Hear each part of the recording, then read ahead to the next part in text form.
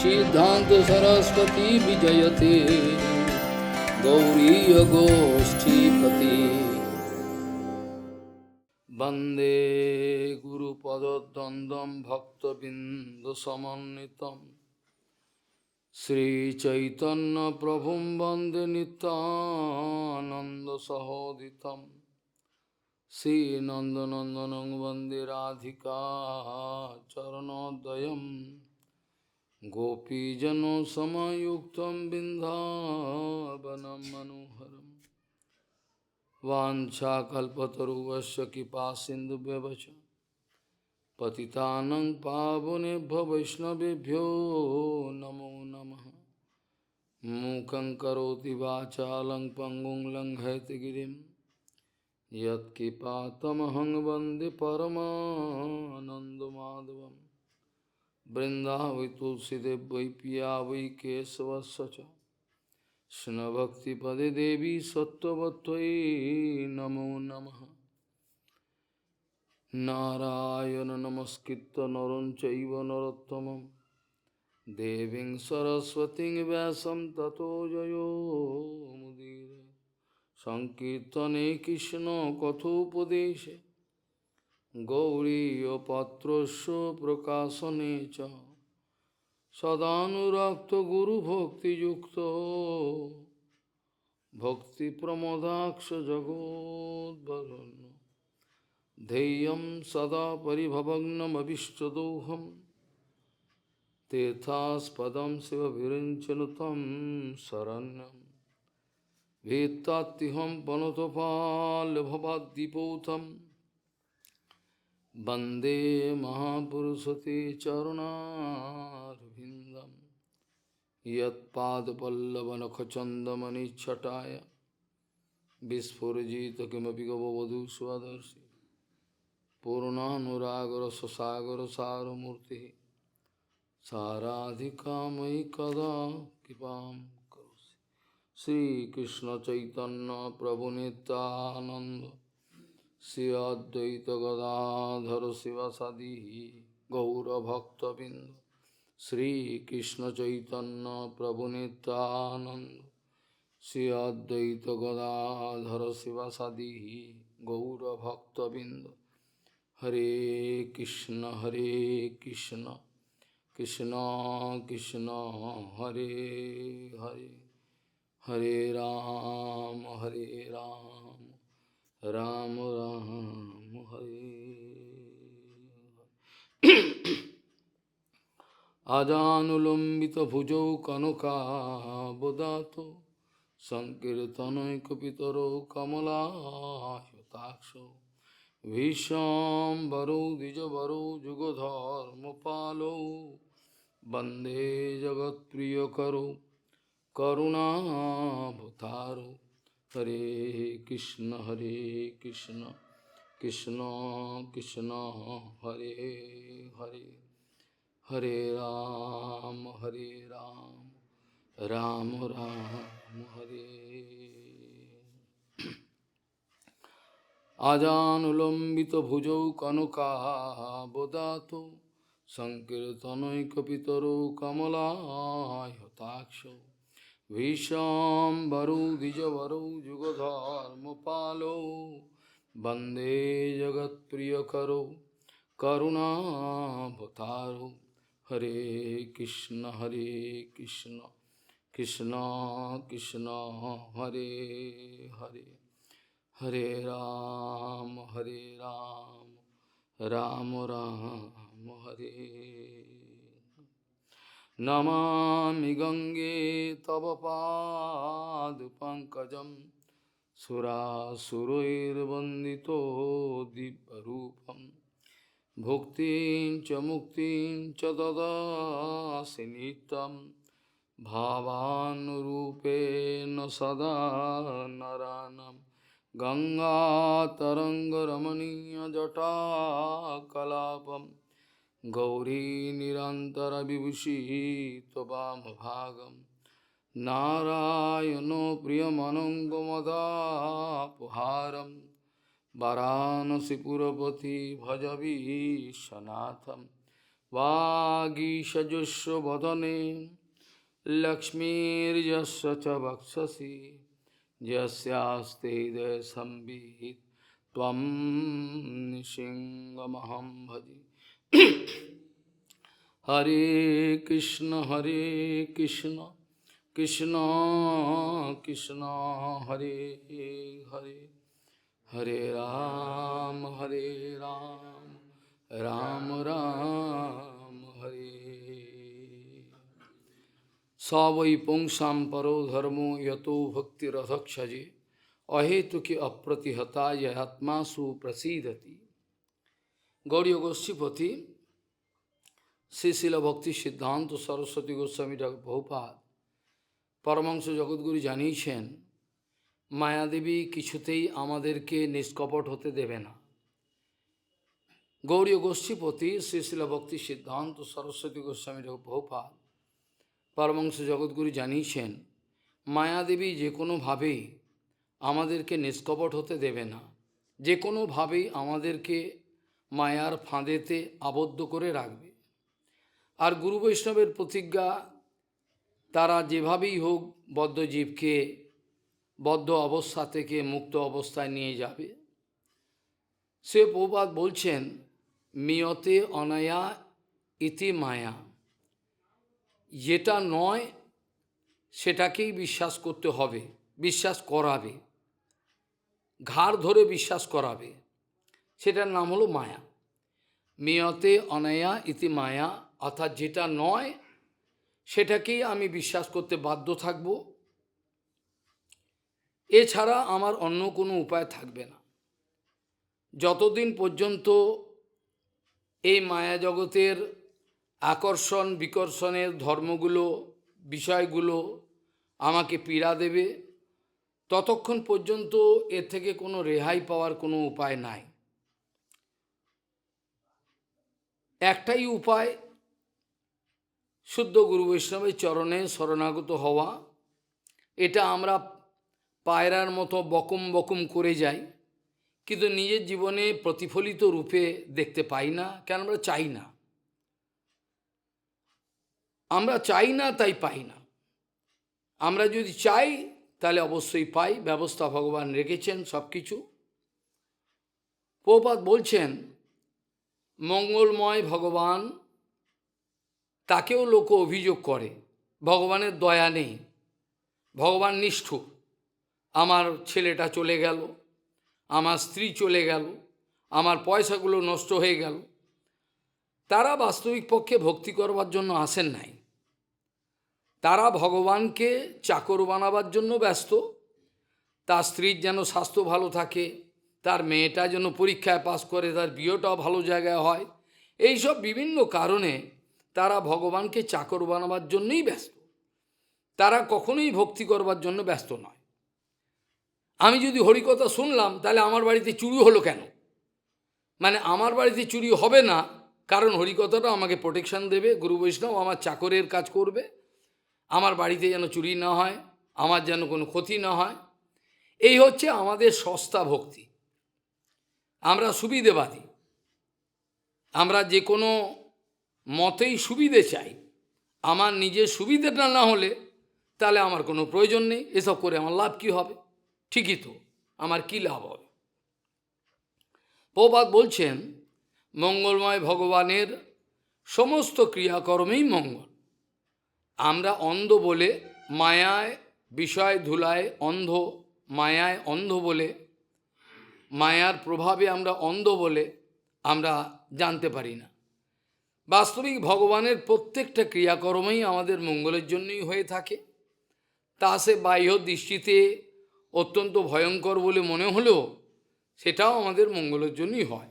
যদি আত্ম দর্শনে দেখা হয়, যদি শরীর জড় মন শরীর পারিপার্শ্বিক পরিবেশের পরিপ্রেক্ষিতে দেখা হয়, তাহলে এটার মধ্যে কোনো মঙ্গল দেখতে পাবো না আমরা। প্রভুপাদ বলছেন, মঙ্গলময় ভগবানের সমস্ত ব্যবস্থায় অনুকূল দর্শন করা, মঙ্গল দর্শন করা, অনুভব করা, এটাই ভক্তির কার্য। যে কোনোভাবেই মঙ্গলময় ভগবানের চরণে আমাদের পরিপূর্ণ বিশ্বাস হওয়া দরকার। মঙ্গলময় ভগবানের চরণে আমাদের পরিপূর্ণরূপ বিশ্বাস না হওয়ার কারণে বিভিন্ন রকমের যে আমরা অমঙ্গল আমাদের জীবনে আসছে, এটার একটাই কারণ। এটা হলো শ্রী মঙ্গলময় ভগবানের চরণ কমলে আমাদের 100% বিশ্বাসের অভাব। হয়তো বলবেন বিশ্বাস আছে, আছে বলেই তো এসছি, আমিও জানি আছে, সে সেই রকমই আছে। অর্থাৎ সেই থাকাটাকে থাকা বলে না, এটা থাকা না থাকা দুটোই সমান। যেখানে স্বজনপ্রীতি বলে জিনিসটা এখনো বন্ধু যাচ্ছে না, সেখানে আমি কি করে ত্যাগী হতে পারি? আপনারাই বলুন বিচার করে। যেখানে আমার স্বজনপ্রীতি যাচ্ছে না, আমার যে স্বজনপ্রীতি বামন গোস্বামী প্রায় বলতেন, এদের স্বজনপ্রীতিই যায় না, এরা কবে ভজন করবে? স্বজনপ্রীতি না গেলে তো ত্যাগী হওয়ার কোনো প্রশ্নই নেই। ও ত্যাগী হয়নি তো, ও ত্যাগী হয়নি। স্বজনপ্রীতি ত্যাগ না করলে পরে, ত্যাগ মানে করলে পরে জোর করে করা যায় না, ইটস অ্যান অটোমেটিক ফ্যাক্টর। স্বজনপ্রীতি চলে যায়। যখন গুরু বৈষ্ণবের চরণে আমার ভালোবাসা জাগে, বাস্তবিক ভালোবাসা, কোনো নাটক নয়, যেটা ভক্তিবিনোদ ঠাকুর বলছেন, গুরু বৈষ্ণবের সামান্যতম স্বার্থ যদি বিঘ্নিত হয়, আমি কুকুরের মতো সঙ্গে সঙ্গে গিয়ে তা আক্রমণ করব। সর্বস্ব তোমার চরণে সপিয়া পরিচিত তোমার ঘরে, তুমি তো ঠাকুর তোমার কুকুর বলিয়া জনহ। তারপরে বলা আছে, প্রতিপ জনেরে আসিতে না দিব, রাখিব ঘরেরও পারে। এইসব কথাগুলোর মানে আমরা কিছু বুঝি না। এইসব কথাগুলোর কি মানে আমরা বুঝতে চাই না, বুঝতে পারি না। শরণাগতি নেই। শরণাগতি না থাকলে প্রভুপাদ বলছেন কিছুই বোঝা যায় না। ভক্তিরাজ্যের কোনো কিছুই বোঝা যাবে না। যতই পড়াশোনা জানুক, যতই বাহাদুরি থাকুক, কিছুই বুঝতে পারবেন, অনুভব করতে পারবেন, অনুভবে আসবে না। স্বজনপ্রীতি দূর না হলে, স্বজনপ্রীতি দূর না হলে সজ্জনপ্রীতি হবে না। বোঝা গেল? স্বজনপ্রীতি যতক্ষণ না যাবে ততক্ষণ সজ্জনের প্রতি, সৎজন অর্থাৎ বৈষ্ণবের প্রতি প্রীতি হবে না। ওটা হওয়া সম্ভব না। দুটো একসঙ্গে হয় না। যদি বল দুটো একসঙ্গে, দুটো একসঙ্গে হয় না, কখনোই হয় না। একটা গেলে একটা থাকে, একটা থাকলে একটা চলে যায়, এটা হয় না, একসঙ্গে হয় না। প্রপাত বলছেন, ভগবত চরণে আমাদের পরম মঙ্গলময় ভগবত চরণে আমাদের শতকরা শতভাগ বিশ্বাস আমাদের নেই, হয় না। আর বিশ্বাস হয় না বলেই আমাদের বিভিন্ন রকম অমঙ্গল গ্রাস করে। যত রকম অমঙ্গল আমরা আমাদের বুদ্ধি দিয়ে বার করতে পারি, বিচার করে আমাদের এই সব মঙ্গল, সেই সব অমঙ্গলের মধ্যে সর্বাপেক্ষা ভয়ঙ্কর অমঙ্গল হলো আত্মবিস্মৃতি। অর্থাৎ আমি নিজেকে চিনলাম না। আমি পারিপার্শ্বিক পরিবেশ, আমার যা কিছু আছে সমস্ত সঙ্গে সম্পর্কান্বিত হয়ে আমি নিজেকে আবিষ্কার করছি, বলছি, দাবি করছি ভক্ত বলে। বাস্তবিক পক্ষে তা হয় না। পারিপার্শ্বিক একটা যে পরিবেশ, পারিপার্শ্বিক একটা, এটাকে বলে রেফারেন্স ফ্রেম। আমি আগে ফিজিক্সে যেটাকে বলে, উইদিন সাম রেফারেন্স ফ্রেমের মধ্যে আমি নিজেকে চাবিকাঠি ঘোরাচ্ছি। আমার দর্শন ক্ষমতা এই চূর্ণ বিচূর্ণ করে মায়াকে অনন্তর দিকে যেতে পারছে না। আমার দর্শনের যে ক্ষমতা, যে দর্শন নিত্য দর্শন, সেই দর্শনের দিকে আমি যেতে পারছি না। Because I am confined within some certain limit. আমার একটা লিমিট আছে, হয়তো লিমিটটা একটু বড়, বোঝা যাচ্ছে না। চার দেয়ালের মধ্যে আমি নিজে আবদ্ধ। এই চার দেয়াল মানে হলো একটা রেফারেন্স ফ্রেম, আমি বলতে চাইছি। এর বাইরে আমি যেতে পারছি না। যতক্ষণ পর্যন্ত এই পারিপার্শ্বিক পরিবেশ, পারিপার্শ্বিক ধ্যান ধারণা, আত্মীয় পরিজন, স্বজনপ্রীতি সমস্ত চূর্ণ বিচূর্ণ করে যতক্ষণ আমি অনন্ত দেবের দিকে ধাবিত না হতে পারবো, ততক্ষণ পর্যন্ত আমার হৃদয়ে শান্তি হবে না, আমার হৃদয়ে পরিতৃপ্তি লাভ করবে না। আমি পয়সা থেকে আনন্দ পাব, আমি কামিনী কাঞ্চনে তৃপ্তি লাভ করব, বিভিন্ন রকমভাবে আমি নিজের ইন্দ্রিয় তর্পণে ব্যস্ত থাকবো, কিন্তু বাহ্য আমার আবরণটা থাকবে গুরু বৈষ্ণবের সেবা, তা নাহলে পাবো না। আমার বাহ্য আবরণ থাকবে গুরু বৈষ্ণবের সেবা, যাতে করে আমি আমার ইন্দ্রিয় তর্পণের সম্পূর্ণ সম্যক ব্যবস্থাটা করতে পারি। এরা প্রভুপাদ জানাচ্ছেন অশরণাগত ব্যক্তির এই ধরনের অবস্থা হয়। প্রভুপাদ বলছেন 100 ভাগ শরণাগতি তো দূরের কথা, আমাদের 50 ভাগ বিশ্বাসও আসে না। আমরা কীর্তনের সময় বলতে পারি সর্বস্ব তোমার চরণে সপিয়া, কিন্তু এক বিন্দু আমাদের মনের একটা অংশ পর্যন্ত আমরা গুরু বৈষ্ণবের চরণে দিতে পারি না। হিন্দিতে পাঞ্জাবিগুলো সুন্দর কীর্তন করেন সব, তন মন জীবন গুরুপদে অর্পণ সদা হরি নাম রটন। আমি হাসি, তন মন জীবন গুরুপদে অর্পণ সদা হরি নাম রটন, এ গান করবে। কিন্তু একটা চুন থেকে পান খুঁজলে লাইট पंखा बंद हो गया, अरे कैसे हरि का सुने। গাড়িতে উঠবে এক মাতাজি শিলিগুড়ির, মোটা মারবাড়ি, সে গাড়িতে উঠেছে, গাড়িতে उठे আমাকে বলছে, महाराज जी हमारा जिंदगी सब खत्म हो गया, आप कुछ नहीं चाहिए, बस भगवान गुरु वैष्णव का चरण चाहिए, आपका झांकी दर्शन हुआ, हरि कथा सुनते सुनते चमत्कार, हमको बोलছে संसार कुछ नहीं चाहिए। किंतु गाड़ीते उठेई নিজের ছেলে গাড়ি চালাচ্ছে, বলছে বেটা এসি জোর কর দে, এসি को थोड़ा बढ़ा दे। আমি হাঁ করে হাসি।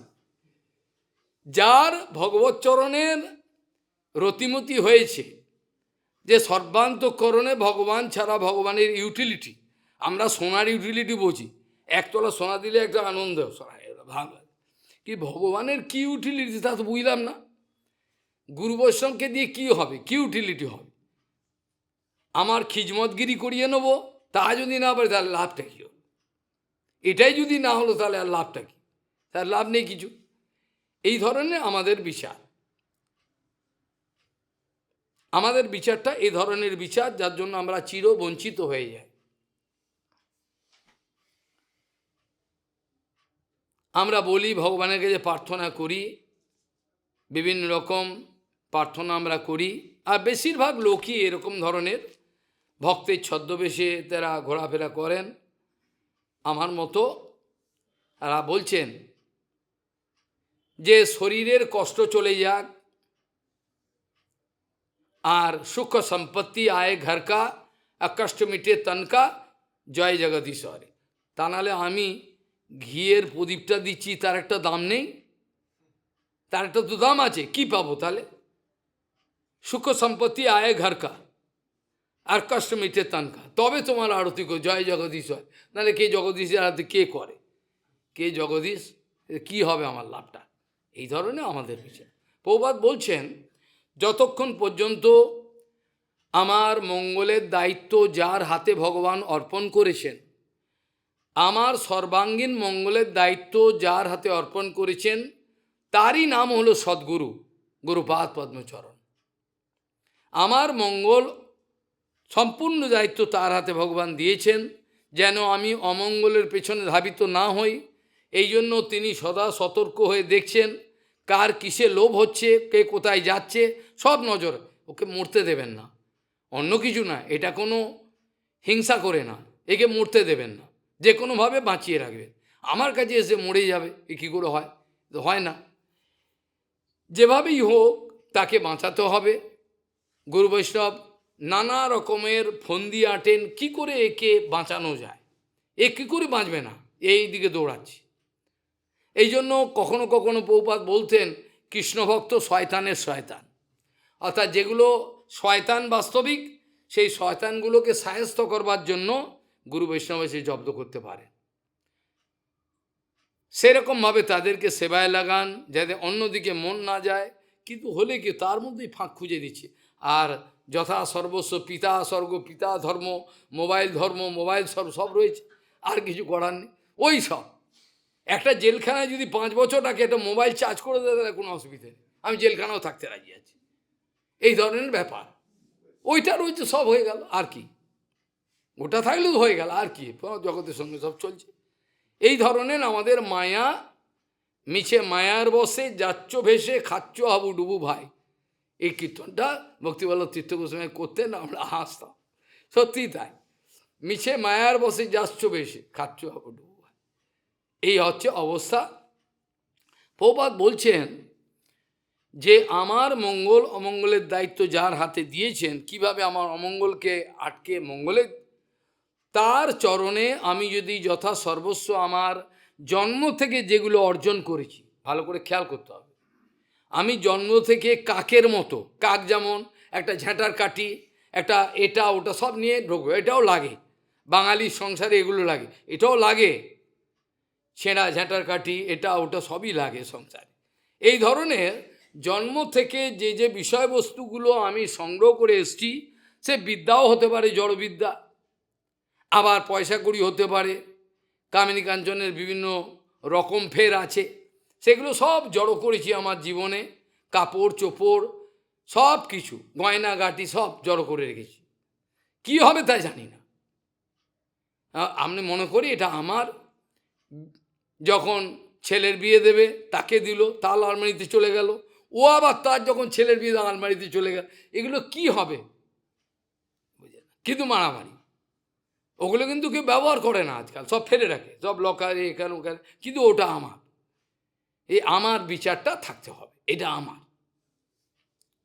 এই বুদ্ধি নিয়ে আমরা হরিভজন করি। প্রভুপাদ বলছেন যতক্ষণ পর্যন্ত আমার জীবনে যা কিছু আমি অর্জন করেছি, সেগুলো সর্বান্তঃকরণে যতক্ষণ পর্যন্ত আমি গুরুচরণে সমর্পণ করতে না পারি, আমার নিচু মন, অত্যন্ত সস্তা মন, আমার বুকটা ফেটে যায়, কোনো কিছু দিতে পারি না কাউকে, এই ধরনের অবস্থা আমার জীবনে।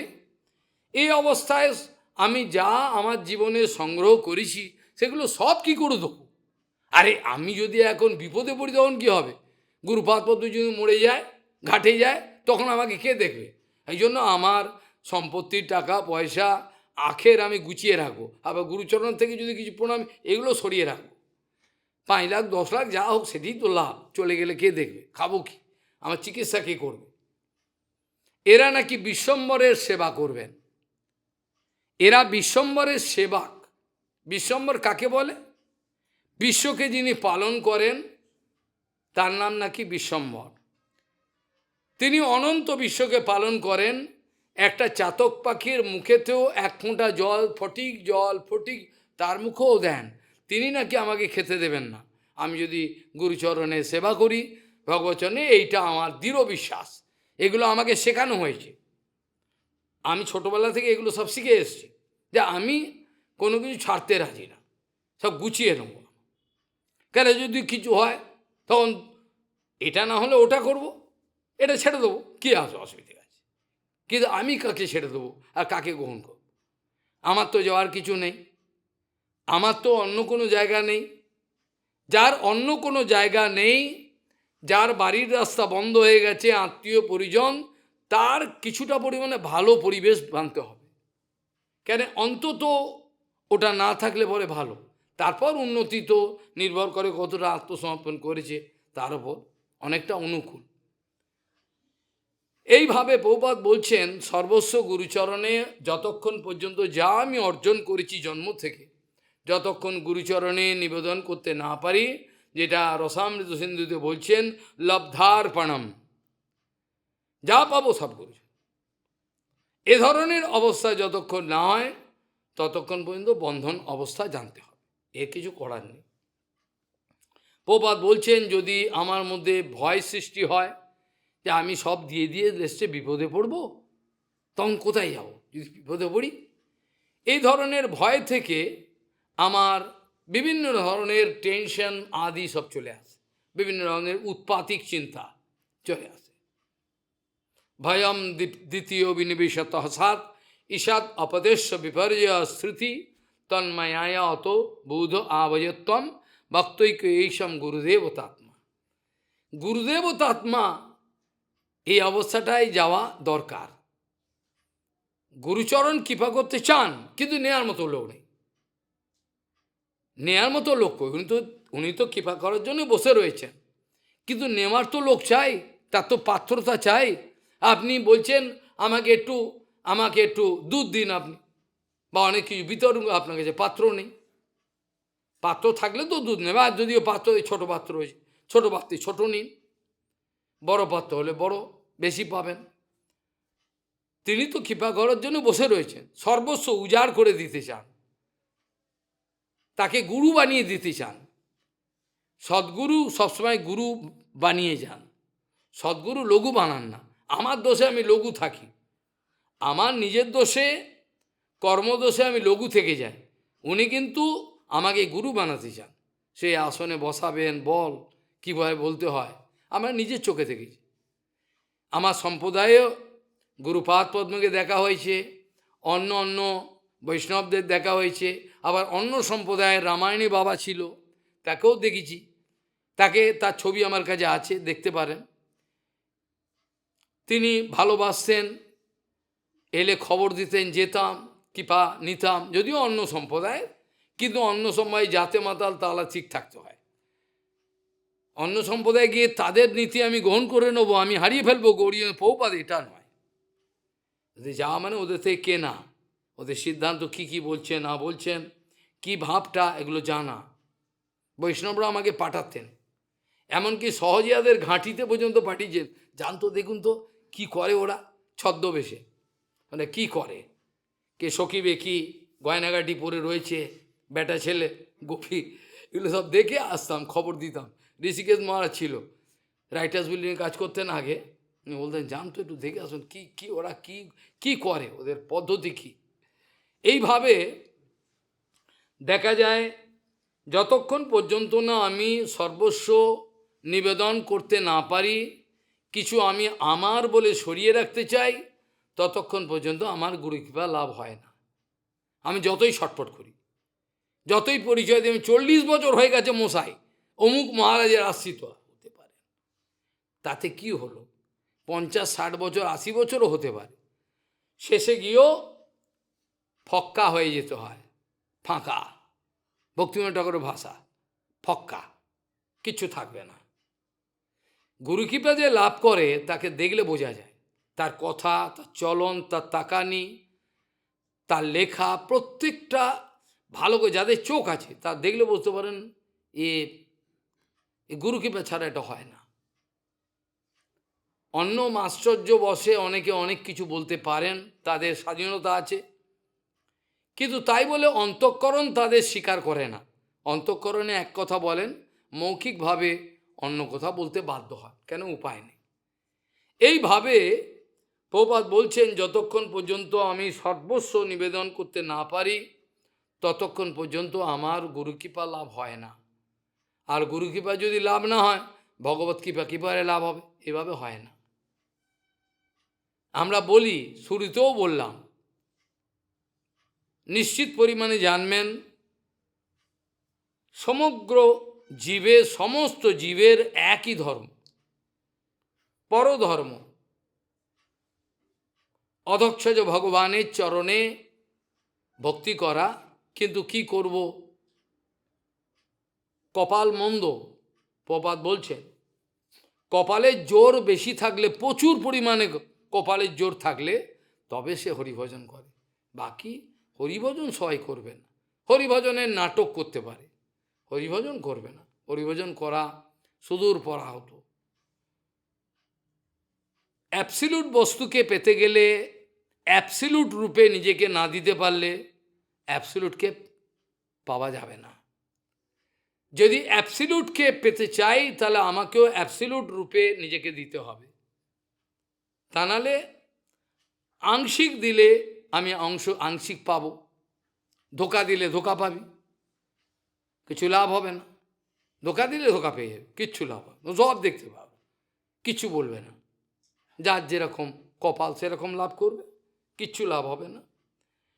এরা বলছেন, আদ্যান্তবন্ত এবৈশাম লোকাহা কর্ম বিনির্মিতা, দুঃখ দর্কা তম নিষ্ঠা ক্ষুদ্রা মন্দা সুচার পিতা। ভগবান বলছেন উদ্ধব, আদ্যন্তবন্ত, উদ্ধব, এ আনন্দ সাজানো আছে জগতে নিউ মার্কেট। কোন বাবার ক্ষমতা আছে এখানে আনন্দ নেই বলবে? মিথ্যে কথা। আনন্দ আছে, আবার দুঃখ আছে, সবই সাজানো আছে। প্রবাদ বলছেন হ্যাঁ, এই জগতে সব কিছু সাজানো আছে, দুঃখগুলোও সাজানো আছে। কি জন্য?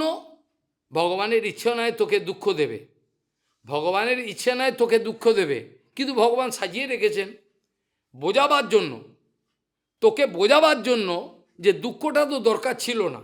এই যে তুই নিজে নিজে দুঃখ ডেকে নিয়ে এলি নিজের জীবনে, তুই যে নিজের জীবনে নিজে এতগুলো কষ্ট ডেকে নিয়ে এলি, যন্ত্রণায় ভুগছি, এগুলো কি তোর আদৌ দরকার ছিল? ছিল না তো। আমি তো বলেছিলাম আমার কাছে আয়, এরমভাবে আমার কাছে তুই আসবি না, ওদিকে যাবি, যা, কোথায় যাবি যা। তোর রিমোট কন্ট্রোল তো আমার হাতে, তোকে তো স্বাধীনতা দিয়ে রেখেছি, কিন্তু কদ্দূর স্বাধীনতা তুই ভোগ করবি? বাকি তো আমার হাতে। আমার হাতে টান মারলেই চলে আসবে। লাটাইয়ের সুতোটা ঘুমি যত দূরে যাক, লাটাইটা আমার হাতে। স্বাধীনতা দেওয়া আছে, জীবকে স্বাধীনতা দেওয়া আছে। ওইটা দেখে ভগবান এই স্বাধীনতার কি ব্যবহার করছে, বিশ্বাস করেন, সব দিয়ে দেন, দেখ দেখ দেখ তুই কর। তারপর দেখেন লাটাইটা হাতে আছে, এবার গুটিয়ে নেবেন, সুতোটা গুটিয়ে নেবেন। আদ্যান্তবন্ত আদি এবং অন্ত বিশিষ্ট এই জগতের যে সুখ দুঃখের পসরা আছে, এগুলো স্বরূপজ্ঞান না হওয়া পর্যন্ত আমি নিজেকে উইথড্র করতে পারি না। মুখে বলতে পারি, অপরকে শাসন করতে পারি, বড় বড় দু চারটে সিদ্ধান্ত বলতে পারি, মুখস্থ করে রেখেছি, কিন্তু নিজে অনুভব করতে পারি না। যখন মানুষ নিজে অনুভব করে তখন মুখটা চুপ হয়ে যায়। কাকে বলবো, কি বলবো, এই তো অবস্থা। যখন প্রত্যক্ষ অনুভব করে এ মায়ার যে ভয়ঙ্কর এই যে পরিস্থিতি সাজিয়ে রেখেছেন, এখানে যে আকর্ষণ বিকর্ষণের বস্তুগুলো কেউ কি বলতে পারবে এগুলো আকর্ষণ নয়? বলতে পারবে না। আমি বহু পূর্বে, হয়তো 25 বছর 30 বছর পূর্বে, আমার কোনো এক পূর্বাশ্রমের বন্ধু ছিল যে বর্তমানে আমেরিকায় রিসার্চ করেন, চক্রবর্তী। তাকে বলেছিলাম দেখ এইসব থেকে নিজেকে তুলে আন, এরা কত কষ্ট পাচ্ছে তুই জানতে পারিস? ও আমাকে উল্টো বলে, ছেড়ে দে, এ ধেই ধেই করে নাচছে সব কামিনী কাঞ্চন নিয়ে, তুই বলছিস কষ্ট। ও বুঝতে পারলো না আমি কি বলতে চেয়েছি, ওটা বোঝবার সময় হয়নি তার। ওই জন্য যে তার যেটা সময় হয়নি তার আগে বললে উপলব্ধি করতে পারবে না।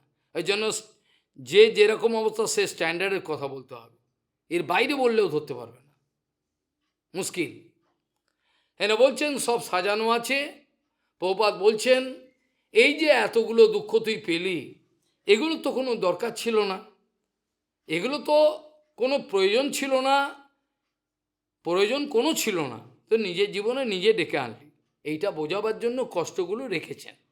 বাস্তবিক এগুলো কষ্ট নয়, যেটা ত্রৈকালিক অস্তিত্ব নাই, যেটা ত্রৈকালিক অস্তিত্ব সুখ দুঃখ যেটা ব্যাখ্যা আমরা জগতে করি, এটা আদৌ কোনো ভ্যালু নেই, এটা কোনো এক বিন্দু কোনো ভ্যালু, জিরো। আমরা জড়জগতে যেটাকে সুখ দুঃখ বলে আনন্দ এবং দুঃখ পাই, এটার একটা কোনো বলে জিরোরও একটা মূল্য আছে। জিরো যেটাকে বলা হয়, জিরো একটা মূল্য আছে। আর যদি জিরো আবিষ্কার নাম হতো, ভাস্করাচার্য করেছিলেন ঋষি, তাহলে অঙ্কটাই হতো না। আজকে জিরো আবিষ্কার হয়েছে বলে আমরা অনুভব করা দরকার যে জিরোটাকে যদি কোনো সংখ্যার আগে দিই তাহলে এটা থাকা না থাকা দুটোই সমান। মিনিমাম যারা অঙ্ক করেছেন, সামান্য ও কখ অঙ্ক, বেশি হায়ার ম্যাথমেটিক্স দরকার নেই, তাহলে কোনো ডিজিটের কোনো digit, any digit before that if I put zero it has got no value, তার কোনো মূল্য নেই। But that zero if I put after, if I go on adding 0, 0, 0, then it can, valuation can. ঠিক সেরকম ভাবে গুরু বৈষ্ণবের কে ধাক্কা মেরে ফেলে দিয়ে আমি নিজেকে যদি গুরু বৈষ্ণবের আগে জাহির করি, তাহলে সেই রকম জিরোটার যেমন মূল্য নেই, প্রভুপাদকে উপেক্ষা করে গুরু বৈষ্ণবকে উপেক্ষা করে যে যত প্রতিষ্ঠা সঙ্গ করার চেষ্টা করেছেন, আমি অঙ্কের মতো প্রমাণ করে দেবো। সে যত বড় প্রচারক হোক, সেগুলো জিরো, কিচ্ছু নেই।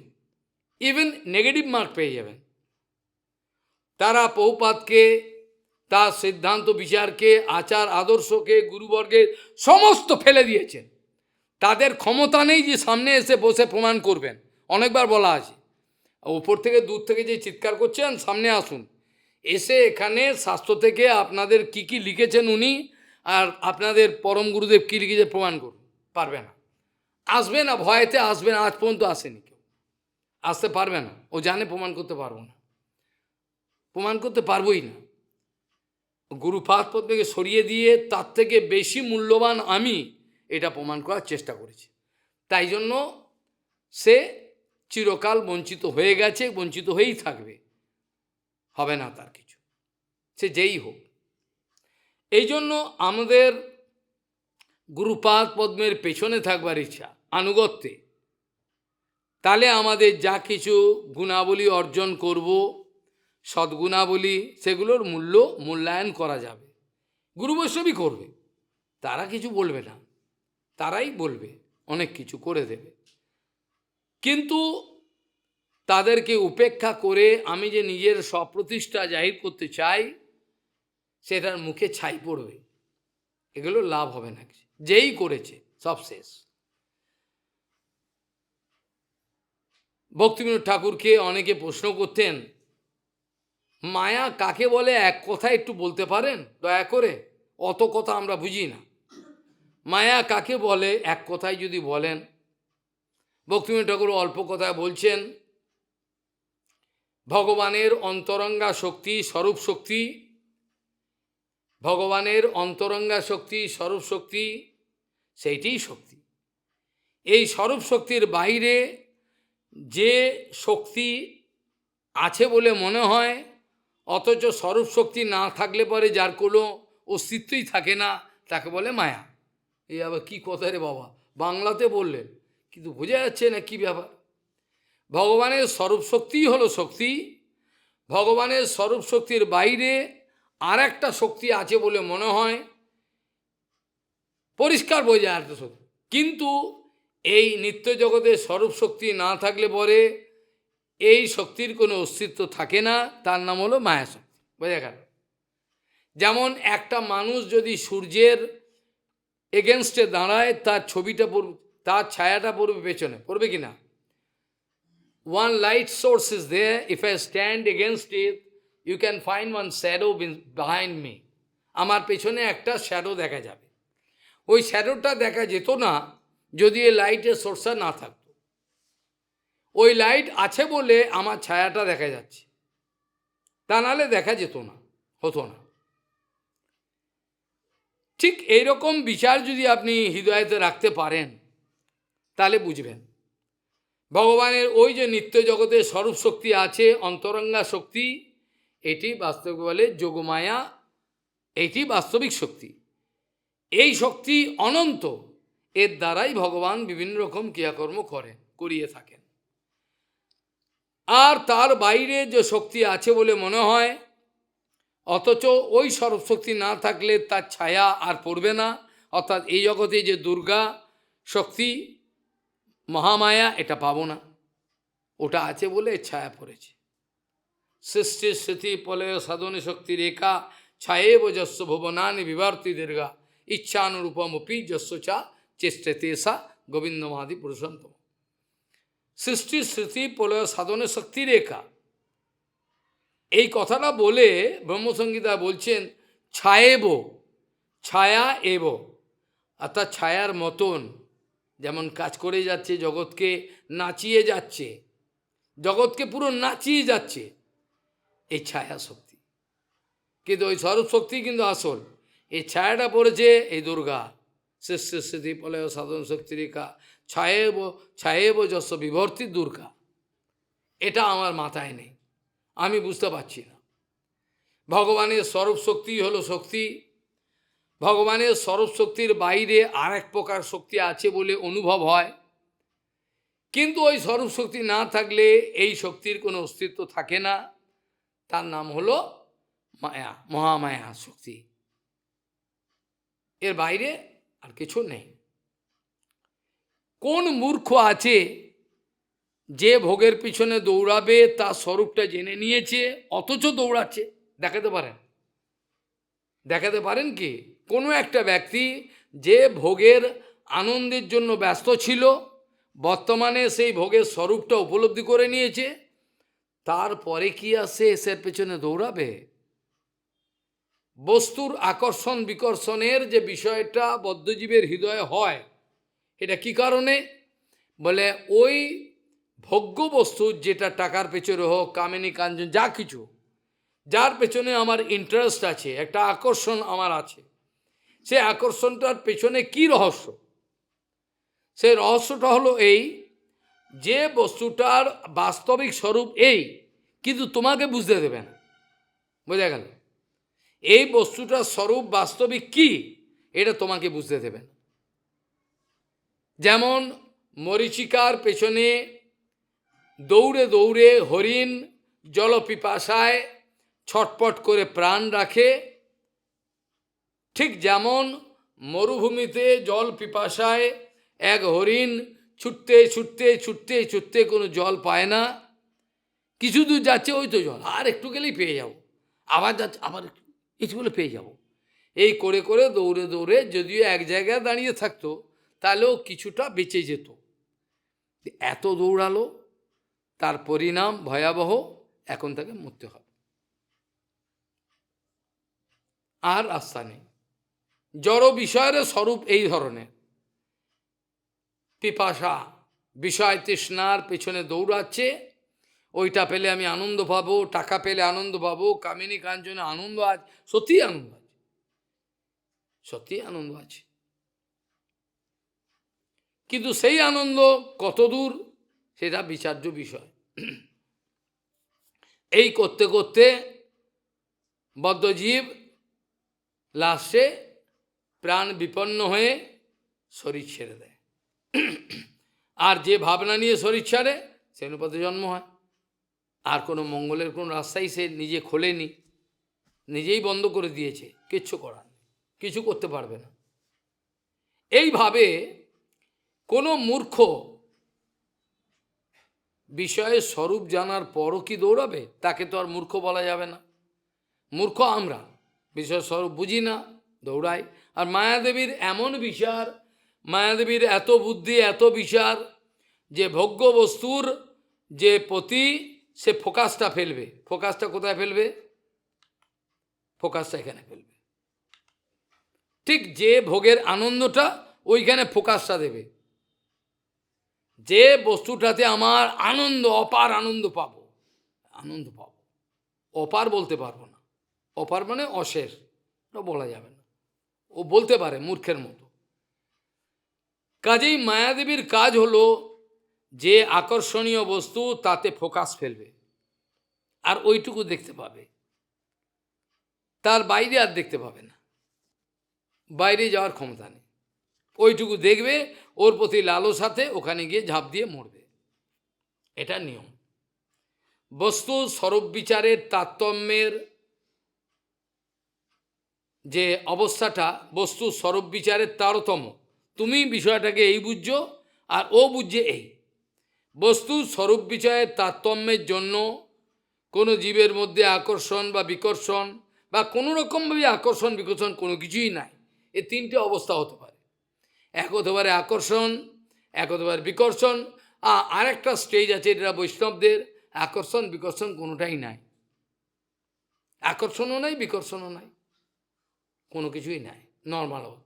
সে তো হরিভজনে আনন্দে রয়েছে, সে তো ভগবানের স্বরূপ জ্ঞান হয়েছে, তো উপলব্ধি করেছে, সে তো আর কোনো মায়ার পেছনে দৌড়াতে পারবে না, চেষ্টা করলেও পারবে না, সে চেষ্টা করবেও না, চেষ্টা করলেও আর হবে না, হবে না, তার দ্বারা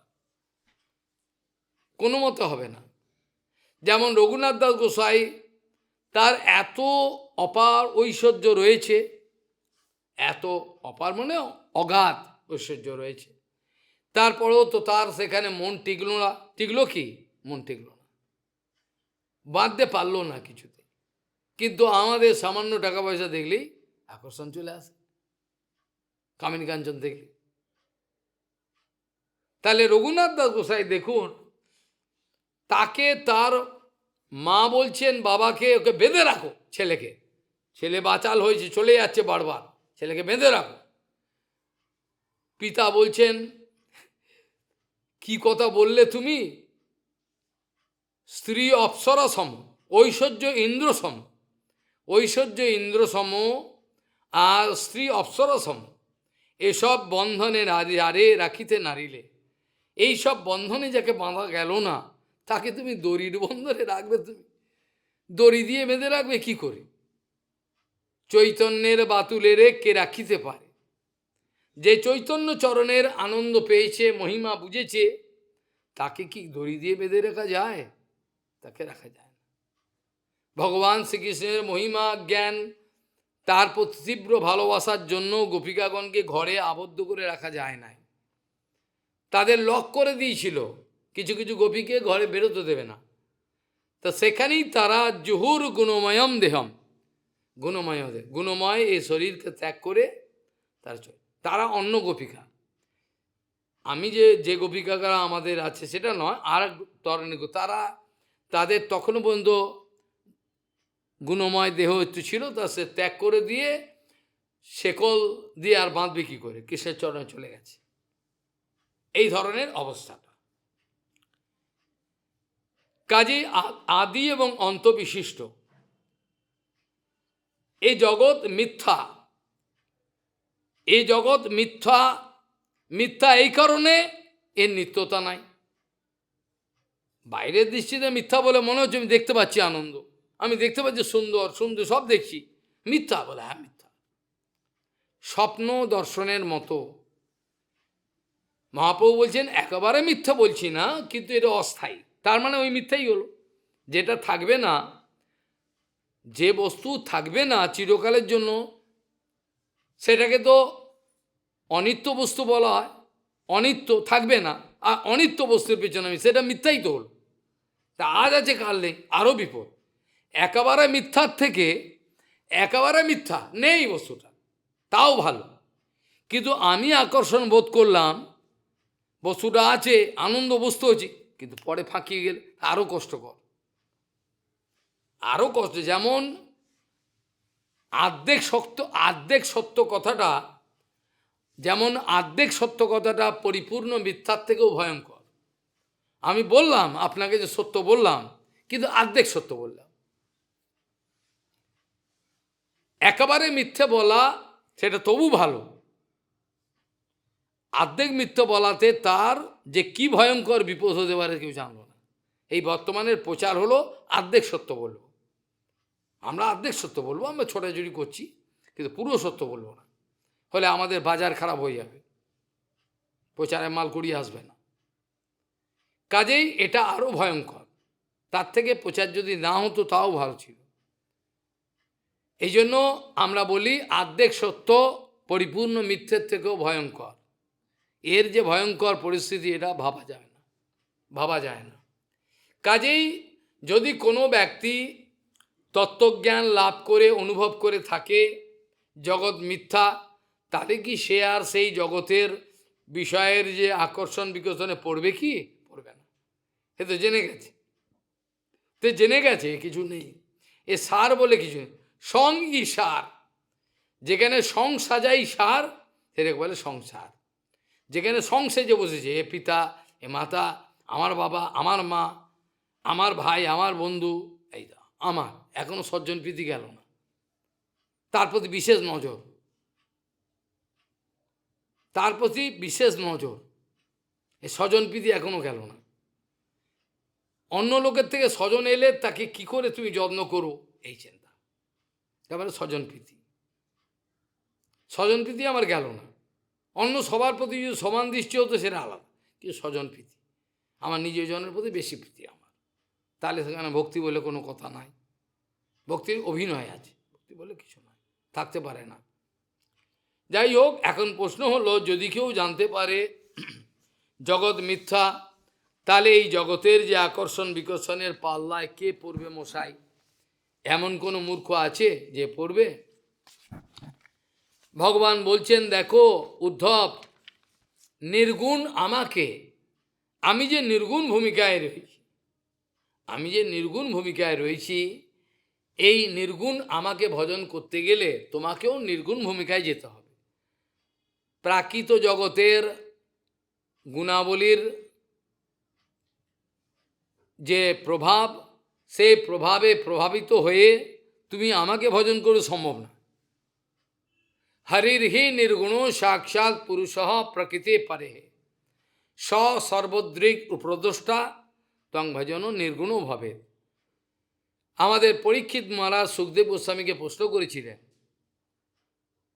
পরীক্ষিত মহারাজজি সুখদেব গোস্বামীকে প্রশ্ন করেছিলেন যে কেন এরকম হয়, যত গণপতি দেবতা, শঙ্কর, দেবী দেবী দুর্গা সব করলে তারা মালামাল হয়ে যাচ্ছে, টাকা পয়সা প্রচুর আসে, কিন্তু বৈষ্ণবরা দেখে প্রায়ই দেখা যায় নিষ্কিঞ্চন, হরে কৃষ্ণ বলে আর থাকে।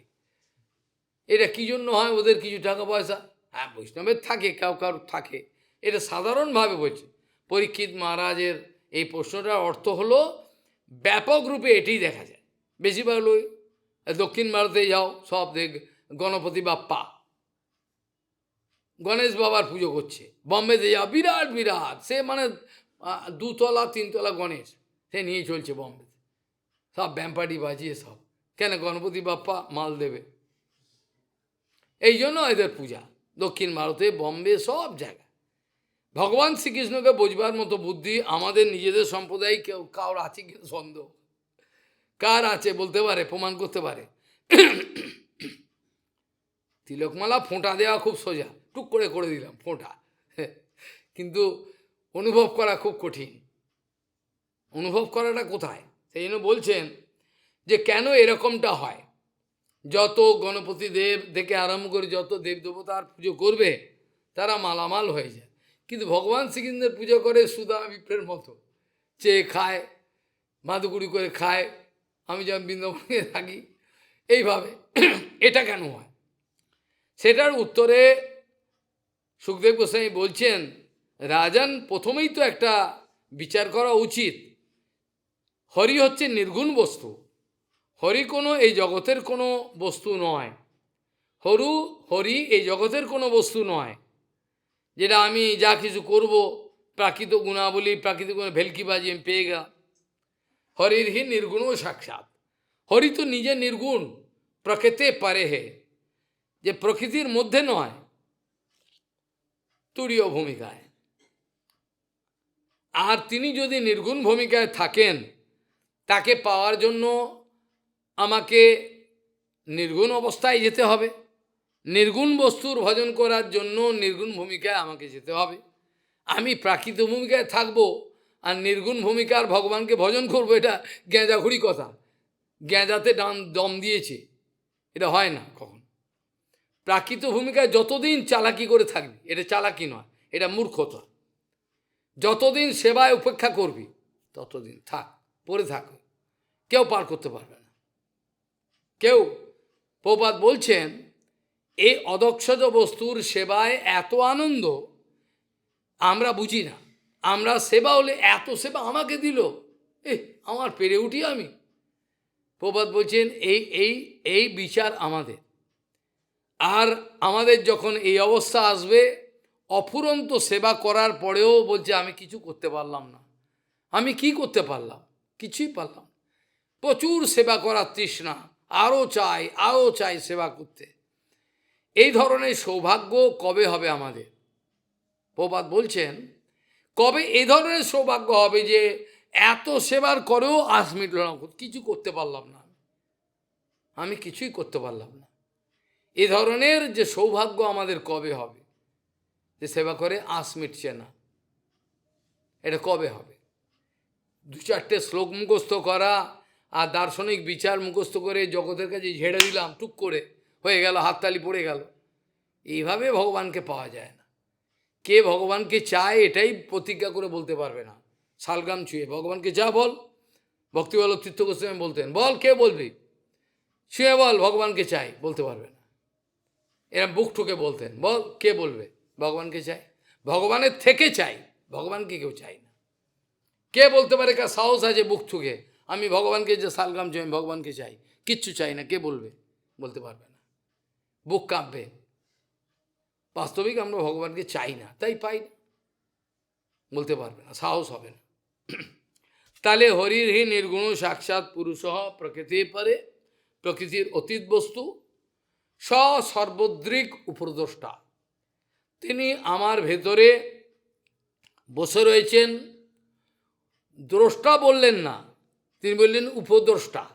তার মানে হলো জীবাত্মা, আমি বড় বড় চোখ করে দেখছি কোথায় কি হচ্ছে, কানে শুনছি, আমি নিজে দেখেছি, আমি নিচে দেখেছি। এইভাবে চোখ দিয়ে দেখছেন, কান দিয়ে শুনছেন, নাক দিয়ে এই নিজের ইন্দ্রিয়ের যে তৎপরতা, ইন্দ্রিয়ের যে প্রাধান্য, এর মধ্যেই লেগে রয়েছে। ইন্দ্রিয়র অতীত বস্তু যে ঋষিকেশ, তার প্রতি নজর নাই, তার প্রতি নজর নাই। তাহলে যতক্ষণ পর্যন্ত আমরা আমাদের ইন্দ্রিয়গ্রাম এবং জড় মন বিচার বুদ্ধির উপর ভরসা রাখব, ততক্ষণ পর্যন্ত ভগবত প্রাপ্তির কোনো সম্ভাবনা নাই, কোনো দিন সম্ভাবনা নাই। যখন এইগুলো থেকে রেহাই পেয়ে আমি অপ্রাকৃতিক জগতের দিকে অগ্রসর হতে চাইব গুরু বৈষ্ণব আনুগত্যে, সেই সময়তে আমার যোগ্যতা অর্জন করলে আমি দেখতে পাব, তার আগে দেখতে পাব। এখানে উপদেষ্টা বলার মানে হলো জীবাত্মা প্রকৃতে ক্রিয়মানানি গুণ কর্মের অবসহ অহংকার ও বিমূঢ়াত্মা কর্তা অহম ইতি মান্নাতি।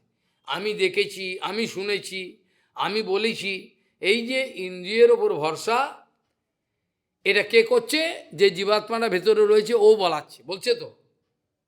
জীবাত্মাটা তো মায়ার, জীবাত্মা তো অ্যাকচুয়ালি মায়ার কবলে থাকা উচিত নয়, কিন্তু তার এতই ক্ষুদ্র গঠন, সে মায়ার প্রভাবে পড়বেই পড়বে। এই যে জীবাত্মাটা, সে বা দাবি করছে আমি করেছি, আমি দেখেছি, আমার এটা করছে। তাহলে এটা হলো জীবাত্মা, এটা মায়ার পাল্লায় পড়ে এটা বলছে।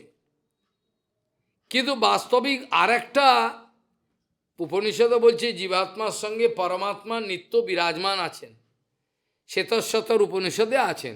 ভাগবত আমি বর্ণনা করেছি, একই গাছের ডালে দুটো পাখি বসে রয়েছেন, এক পাখি নিরন্ন, কিছু খান না, আর এক পক্ষী সংসার বৃক্ষের সুখ দুঃখ নামক যে ফল লাগে, সংসার বৃক্ষের এই যে সুখ দুঃখ নামক যে ফল লাগে, সে ফলটা ওই পাখিটা খায়, সেটা হচ্ছে জীবাত্মা।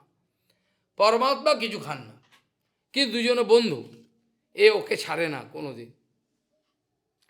তাহলে উপদেষ্টা বলার কারণ হলো জীবাত্মা নিজেকে দার্শনিক বিচার করছে, আমি দেখেছি, জড় অহংকার আমি দেখেছি, শুনছি, সব নিজে আমি দেখছি, শুনছি, বুঝছি, দর্শন। আর তার উপরে একজন যে রয়েছেন, সেটা তার খবর নেই। জীবাত্মা কি করছে, তুই কি করছিস, এর ভেতরে কিন্তু ভগবান রয়েছে, সব দেখছে। ও মনে করছে দেখলো কে জানলো না, কিন্তু ভগবান বসে রয়েছে ভেতরে, ভগবান দেখছে তো, সব রেকর্ড হয়ে যাচ্ছে। কম্পিউটারে যেমন রেকর্ড হয়ে যায়, তো রেকর্ড হয়ে যাচ্ছে। বদ্ধ ঘরের মধ্যে লুকিয়ে আমি যদি কোনো নোংরামো করি, সেটাও ভগবান রেকর্ড করে, সব রেকর্ড হয়ে যায়, সেই অনুপাতে ফল পাবে। শরীর ছাড়বে তো, তখন ফল পাবে, আবার এই জন্মও পেতে পারো। কাজেই জীবাত্মার উপরে একজন রয়েছেন, যিনি জীবাত্মার ক্রিয়াকলাপকে লক্ষ্য করছেন, সেই জন্য উপদেষ্টা, দ্রষ্টার সমীপে উপদেষ্টা, ব্যাকরণে বলে দ্রষ্টার সমীপে উপদেষ্টা, কিন্তু দ্রষ্টা জানতে পারছে না, এই জন্য উপদেষ্টা। তার ভজন পরীক্ষিত মহারাজকে বলছেন, যদি ভগবান নির্গুণ হয়, তাহলে রাজন যে ভজন করবেন তাকেও তো নির্গুণ ভূমিকায় যেতে হবে। তা সগুণ ভূমিকা থেকে নির্গুণ ভূমিকায় ভগবান কী করে ভজন করবে? এরা তো এই সামান্য বিচারটাই বুঝতে চাইছে না, এই সামান্য বিচারটাও কেউ কান দিতে চাইছে না। ওরম বলে, এরা কান দিতেই চাইছে না, এটা কত বড় গুরুত্বপূর্ণ কথা। আমি সগুণ ভূমিকায় রয়েছি, আমি নির্গুণ ভূমিকায় কী করে না যেতে পারলে ভগবান কী করে করবে? হয় নাকি এটা? তিনি তো নির্গুণ ভোক্তা। এই সামান্য জিনিসটাও কেউ বুঝতে রাজি না, বুঝতে বিরক্ত হয়ে যাবে, এ কথা বললেই বিরক্ত হয়ে যাবে। এদেরকে মিথ্যে বললে পরে এইবার ঠিক বলেছেন, মিথ্যে বলো, সুন্দর সুন্দর দার্শনিক বিচার, তারপর ঠিক আছে, এই ভালো বলেছেন। তাহলে এবার আমরা একাদশ স্কন্ধের ত্রয়োদশ নামক যে চ্যাপ্টার অধ্যায় ছিল, এটা সম্পন্ন করে আমরা চতুর্দশ অধ্যায়তে প্রবিষ্ট হয়েছি। আমরা কালকে উচ্চারণ করেছিলাম সুন্দর, কি বলেছিলাম? ইতি শ্রীমদ্ ভাগবতে মহাপুরাণে পরমাংস্যাম সংহিতায়াম বৈয়াসক্যাম একাদশ স্কন্ধে ত্রয়োদশ অধ্যায় সমাপ্ত। এটা হয়ে এবার আমরা চতুর্দশ অধ্যায়তে প্রবিষ্ট হচ্ছি। এখনো পর্যন্ত উদ্ধবজি মহারাজের প্রশ্নে ভগবান যে বিজ্ঞান ভিত্তিক কত সুন্দর করে উত্তরগুলো দিয়েছিলেন, সেগুলো উদ্ধবজি মহারাজ খুব ভালো করে শ্রবণ করেছেন আনন্দের সঙ্গে। শ্রবণ করার পর এই চতুর্দশ অধ্যায়েতে উদ্ধবজি মহারাজ এবার ভগবানকে কিছু প্রশ্ন করবেন, যে এই ধরনের কথাগুলো যে শুনলাম, তারপরে কি প্রশ্ন, এটা উদ্ধবজি মহারাজ এটা বলবেন। উদ্ধবজি মহারাজ প্রথমে বলছেন, বদন্তি কৃষ্ণ শ্রেয়াংসী বহুনি ব্রহ্মবাদিনঃ তেষাম বিকল্প প্রাধান্যম উত আহো একম মুখ্যতা। এই জগতের ব্রহ্মবাদীগণ শ্রেয় সাধন সম্বন্ধে অনেক কথা বলেছেন। একটা উদাহরণ দিলে আপনারা বুঝতে পারবেন, এই দার্শনিক বিচারগুলো বুঝবেন না, একটা উদাহরণ দিলে অনায়াসে বুঝতে পারবেন। যেমন অনেকেই এটা জানেন, আবার জানেন না। এটা হলো কি, যখন ছিল পরীক্ষিত মহারাজ যোগমায়া বা ভগবানের ইচ্ছায় অভিশপ্ত হলেন, হয়ে যখন সমস্ত রাজপাট ছেড়ে দিয়ে গঙ্গার তটে গিয়ে বসলেন, শুকতাল ক্ষেত্রে বসলেন, তো তখনকার পরিস্থিতিটা মনে করুন এখনো পরীক্ষিত মহারাজ সুখদেব গোস্বামী আসেনি, তাই তো? তখনও পর্যন্ত সুখদেব গোস্বামী আসেনি, উনি গিয়ে বসেছেন। আর কিভাবে সব ঋষিমুনিরা তাদের ভেতরে ভেতরে কথা হয়, সমস্ত হাজার হাজার মুনি ঋষি সব চলে এলেন, এসে পরীক্ষিত মহারাজকে ঘিরে বসে বললেন। পরীক্ষিত মহারাজকে বিভিন্ন উপদেশ দিচ্ছেন। পরীক্ষিত মহারাজ প্রশ্ন করছেন যে কিভাবে আমার মঙ্গল হবে, আর এক এক ঋষি এক এক রকমের যা অনুভব করেছেন তাদের জীবনে, এটাও তাদের দোষ নয়, ভগবান একটা ডাইভার্সিটি রেখে দিয়েছেন। ইনি যদি ওটা অনুভব না করেন, সে অনুভবের ব্যক্তি জগতে বিরল হয়ে যাবে, ওটাও অনুভব করার দরকার। আর বিভিন্ন ধরনের উপদেশ বিভিন্ন ধরনের ঋষিমুনির কাছে রয়েছে। তারা বিভিন্ন রকমভাবে পরীক্ষিত মহারাজকে প্রবোধ দেওয়ার চেষ্টা করছেন, কিন্তু পরীক্ষিত মহারাজের মন মানছে না।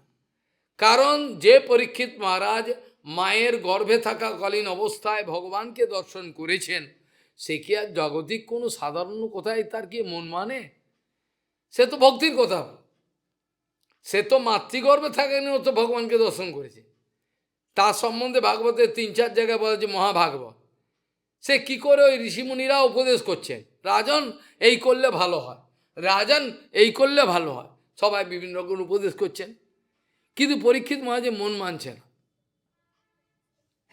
শেষে যখন অলক্ষলিঙ্গ নিজলাভ তুষ্ট বৃতশ্চ বালই রবধূত বেশাহ যখন সেখানে উপস্থিত হলেন, তখন সমস্ত মুনি ঋষি উঠে দাঁড়ালেন। 16 বছর একটা ছোকরা ছেলে, সবাই উঠে দাঁড়ালেন, বাবা, পরবাবা, ঠাকুর দাদা, তার ঠাকুর সব উঠে দাঁড়ালেন, কারণ ওই অবস্থায় তিনি পৌঁছেছেন। তারপরে এবার পরীক্ষিত মহারাজের যে প্রশ্ন হলো, তারপরে যে উত্তরটা শুনে এইবার আনন্দ হলো, এর আগে আনন্দ হলো। অনেকে অনেক কথাই বললেন, পরীক্ষিত মহারাজের মন মানছে না, মনে আনন্দ হচ্ছে না, কি বলছেন ঠিকই কথা, কিন্তু মন যেন এটা গ্রহণ করতে চাইছে না। কিন্তু যখন এই একই প্রশ্ন যখন সুখদেব গোস্বামীকে পড়লেন, অথ পৃচ্ছামি সংসিদ্ধিম যোগিনাম পরম গুরুম পুরুষস্যে হয়ৎ কার্যম মৃয়মানুষ সর্বদা, তারপর যখন উত্তর দিলেন, এইবার ঠিক আছে, এবার আনন্দ। কেন? শাস্ত্রীয় গোপন রহস্যগুলো তিনি অল্প কথায় বলে দিলেন। অথ পৃচ্ছামি সংসিদ্ধিম যোগিনাম পরম গুরুম পুরুষস্যে হয়ৎ কার্যম মৃয়মানুষ সর্বদা। মরণশীল মানুষের পক্ষে কি এমন সাধন আছে যেটা অনায়াসে আমি, যে সর্বোত্তম, আমি কোনো সামান্য জিনিস চাই না, সর্বোত্তম যে সাধন বলতে পারেন? সেখানেই সুখদেব গোস্বামী এবার উত্তর দিয়েছিলেন যে ভগবানের এতদ নিবৃত্ত মানানাম মিচ্ছতাম কুতো ভয়ম যোগিনাম নিপুণ নির্ণিতম হরে নামান। এটা তো নির্ণয় করা আছে রাজন, হরির নাম অনুকীর্তন গুরু বৈষ্ণব আনুগত্যে, এই যে হরিনাম এর উপরে আর কিছু নেই, এটি সর্বশ্রেষ্ঠ।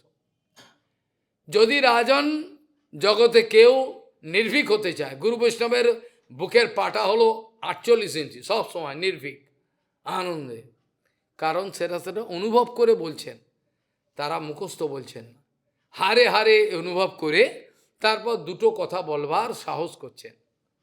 একটু যদি এদিক ওদিক হয় ওরা বলতে চাইবেন, যেখানে সেখানে ওরা বলতে চান না। কাজেই সেখানে বলছেন যে রাজন, যদি কেউ নির্ভীক হতে চায়, এতদ নিবৃত্ত মানানাম মিচ্ছতাম অকুত ভয়ম, নির্ভীক হতে চায় জীবনে, মৃত্যু ভয় বলে কিছু নেই, তাহলে তাকে কি হতে হবে? তাকে হরিনাম সংকীর্তন করতে, যোগী নাম নিপরিণতম হরে নামানুকীর্তন, এর বাইরে কিছু নেই। তা এখন এখানে আমাদের পরীক্ষিত মহারাজের কথা সামান্য একটু শুনলাম, আর আমাদের এখানে উদ্ধবজি মহারাজের প্রশ্নটা কত সুন্দর। এই ব্রহ্মবাদীগণ বিভিন্নভাবে বিভিন্ন মঙ্গলের রাস্তার সূচনা দেন, ব্রহ্মবাদের শ্রেয় সাধনের বহু প্রকার বলেছেন হে কৃষ্ণ, তার মধ্যে এই সবগুলোই কি গুরুত্বপূর্ণ, নাকি তার মধ্যে প্রধান কিছু বিশেষ মূল্য আছে? এটা আমি শুনতে চাই। যদিও আগে অনেক কথা আপনার মুখ থেকে শুনলাম, এই উপদেশ শুনতে শুনতে এখন এই একটা সংশয় আসছে, বিভিন্ন ব্রহ্মবাদীগণ বিভিন্ন ধরনের বিভিন্ন সময় বিভিন্ন উপদেশ করে থাকেন, কি সেই সব উপদেশগুলোই আমাদের পক্ষে গুরুত্বপূর্ণ, নাকি তার মধ্যে বিশেষ কোনো উপদেশ বিশেষ গুরুত্ব লাভ করবে? ওগুলো কোনো মূল্য নেই এ কথা বলা হচ্ছে না, এগুলো মূল্য আছে, কিন্তু চরম মূল্য কেন? জীবন অত্যন্ত অল্প সময়, কখন আমরা জগৎ থেকে চলে যাব আমাদের কোনো সময় নষ্ট করার সময় নাই, কখন হাত পা চড়িয়ে চলে যাব জগৎ থেকে ঠিক নাই, আমাদের সময় নষ্ট করার সময় নাই, ফাইলামি করার টাইম নাই। জীবনের এক এক মুহূর্ত যদি পাওয়া যায়, এটা হরিভজন করে সার্থক যিনি করতে পারেন তিনি বাস্তবিক বুদ্ধিমান, বাকি সব নির্বোধ, যতই নিজেকে বুদ্ধিমান মনে করুন, তার বুদ্ধি নাই, নির্বোধ। এই জন্য বলছেন বদন্তি কৃষ্ণ শ্রেয়াংসী বহুনি ব্রহ্মবাদিনঃ তেষাম বিকল্প প্রাধান্যম উত অহো একমুখ্যতা।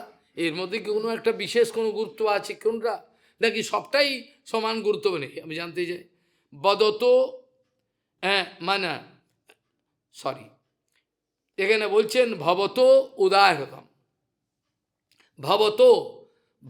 ভবত মানে ভগবানকে সম্মান দিয়ে বলছেন, জুয়ম বয়ম এগুলো সাধারণ কথা, ভবান তত্র ভবান অত্র ভবান, এই ভবান যখন বলে তো সম্মান দেয়া বিশেষ, তো ভবত উদাহৃত, হে স্বামীন ভবত উদাহৃত স্বামীন ভক্তি যোগ অনপেক্ষিত, আপনি তো আপনার দ্বারা হে স্বামীন ভক্তিযোগের উপদেশ আমি পেয়েছি, ভবত উদাহৃত স্বামীন ভক্তিযোগ অনপেক্ষিত নিরস্ব সর্বতঃ সঙ্গ যেন তৈ আবিশেত মানাহা। সমস্ত কিছু থেকে মনকে তুলে নেওয়ার ক্ষমতা যখন হবে আর আপনার চরণে মনোনিবেশ করতে আমি পারবো, এটা কিভাবে হতে পারে?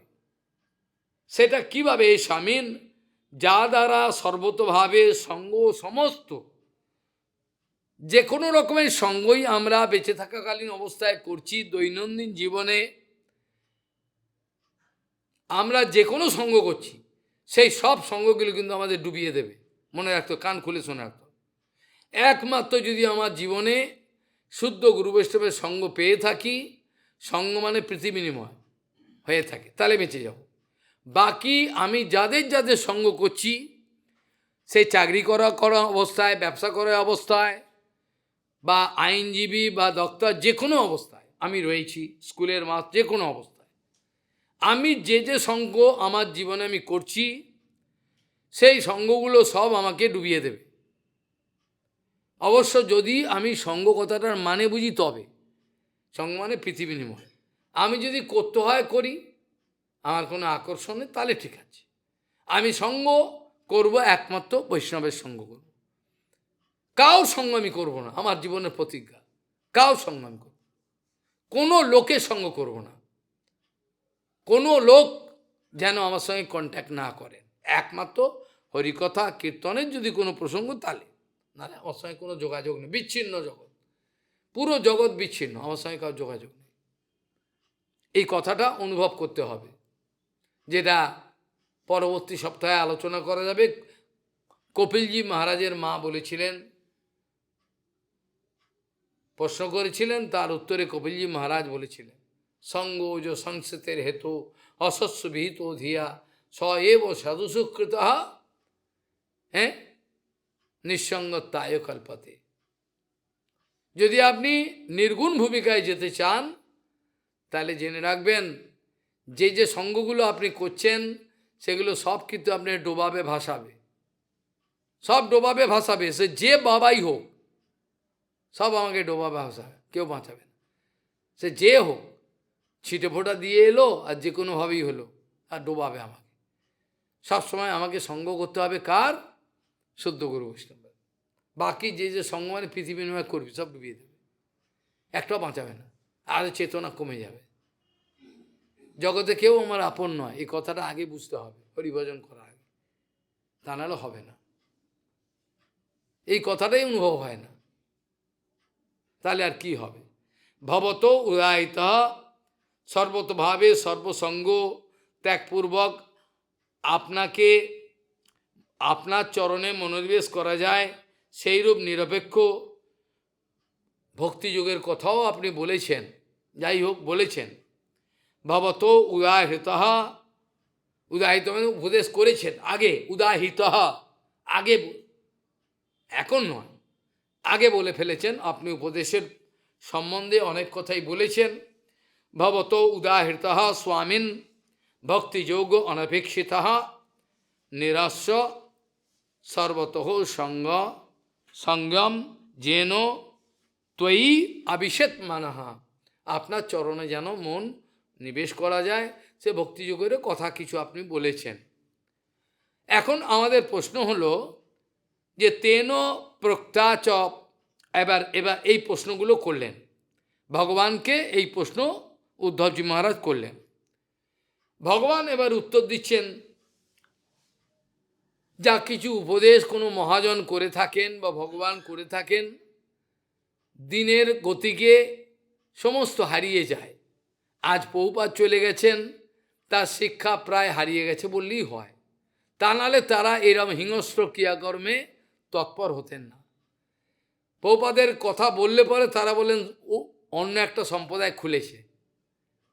আরে মূর্খ, প্রভুপাদের কথা বলা মানেই তো সেই প্রভুপাদের সম্প্রদায়, বরঞ্চ তো ওরাই তো নতুন সম্প্রদায়, তোরা তো খুলেছিস নতুন।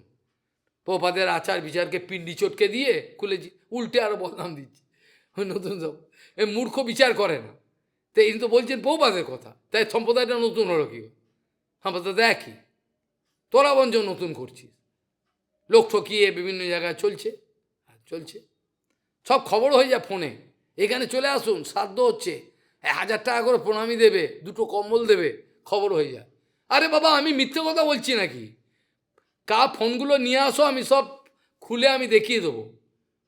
ফোনের যে রেকর্ড আছে, ফোন কোম্পানি সব খুলে দেখে বার করে দেখে কে কখন কোন আচার্য কোন সময় কি কথা বলেছে, ফোনে রেকর্ড আছে কোম্পানিতে। যার যার সিম যেখানে আছে সব বার করে দেবো, সব কোন সময় কে কোন কথা বলেছে সব বেরিয়ে যাবে। মুছে দিলেও থাকবে, ওখানে ওখানে থাকবে যে কথাগুলো বলেছে। কাজেই ফোনে ফোনে কথা হয়ে যায়। আবার টিকিট বিক্রি হয়, 5000 টাকা ডোনেশন দেবে, আমাকে অন্তত হাফ দেবে, 2500 টাকা দে, টিকিট আমি চলে যাব অন্য জায়গায়, আমি থাকতেও তুই যা এই টিকিট নিয়ে, তো তুই 5000 টাকা জিনিস পাবি, আমাকে 2500 টাকা দিতে হবে। তাহলে কোন পর্যায়ে নেবে গেছে? এটার নাম হলো হরিভজন। এটাকেই এখন লোকে হরিভজন মনে করে। সে বড় বড় মরা হাঁসগুলোকে ডাকে ফোনে, মারা হাঁস জি চলে আসুন আমার কাছে, হরিকথা বলতে হবে। মরা হাঁস চলে যাচ্ছে, সব দৌড়াচ্ছে দিন রাত, ভোর 4টে 5টা, কোনো কিছুই আসে চললো। কুকুর ডাকছে, চললো 3টে, চললো, পাবে মাল পাবে। আমি তো বলেই রেখেছি, এই মায়ার পয়সাগুলো মায়া খাবে, দেখে রাখবি। একটা পয়সা ভোগ করতে পারবি না, সব মায়া খাবে, দেখে রাখবি। মায়া খাবে, পয়সা যত জমাচ্ছি সব মায়া খাবে, একটাও খেতে পারবি না, ভোগ করতে পারবি না। ওই যে গুন্ডামো করে পয়সা নিল, আমি বলছি তুই একটা পয়সা খেতে পারবি না, সব পয়সা মায়া দেবী খাবে, দেখতে পাবি। ব্যাংকে রেখে দে, তারপর দেখবি। রাখ ব্যাংকে, কত ব্যাংক আছে তোর। কাজে এখানে ভগবান বলছেন, দেখো উপদেশ তো অনেক দেওয়া হয়, কিন্তু সেই উপদেশগুলো ফিকা হয়ে যায়। ফিকা বোঝেন?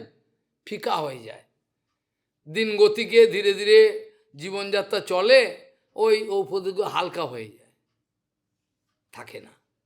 এটা বলছেন ভগবান, বলছেন কালেন নষ্টা প্ররে বাণীয়ম বেদ সংগীতা ময়াদো ব্রহ্মণে প্রক্তা ধর্ম ইয়স্যাম মদাত্মকা। মত সম্বন্ধীয় যে ভাগবত ধর্ম, এটা আগে অনেক আগে বলা হয়েছিল। এই কথাগুলো আস্তে আস্তে হারিয়ে গেছে। এগুলো কোথায়? বলছেন এগুলো সব হারিয়ে গেছে। বিকল্প প্রধান, ঐক্য প্রধান, এই তোমার যে জিজ্ঞাসা, এ বেদে নিরূপিত আছে, তা পূর্বকালীন প্রলয়ে বিনষ্ট হয়ে গেছে। আর যে বেদবাণীতে আমার স্বরূপভূত ভাগবত ধর্ম বা ধর্ম বিদ্যমান, আমি তা পুনরায় ব্রহ্মা কর্তৃক সৃষ্টির আরম্ভ পূর্বে তাকে বলেছিলাম। অর্থাৎ ব্রহ্মাকে আমি এই ভাগবত ধর্ম উপদেশ করেছিলাম। ব্রহ্মা আবার তার পুত্র তাদের সবাইকে বলেছিল। কালগতিকে এখন সব আস্তে আস্তে হারিয়ে যাচ্ছে। এই সম্বন্ধে কালকে আমি আলোচনা করব। আজকে এই পর্যন্ত, অনেক দূরে আপনারা যাবেন। সবই পুংসাম পরো ধর্ম यतो ভক্তির অধক্ষজে অহেতুকে অপ্রতিহতা জয় আত্মাসু প্রসীদতি আদ্যন্তবান্ত এবৈশাম লোকহা কর্ম বিনির্মিতা দুঃখোদর্কা তমোনিষ্ঠা ক্ষুদ্রা মন্দা সুচার্পিতা। वाञ्छाकल्पतरुस्य कृपा से पतितानां पावनेभ्यो वैष्णवेभ्यो नमो।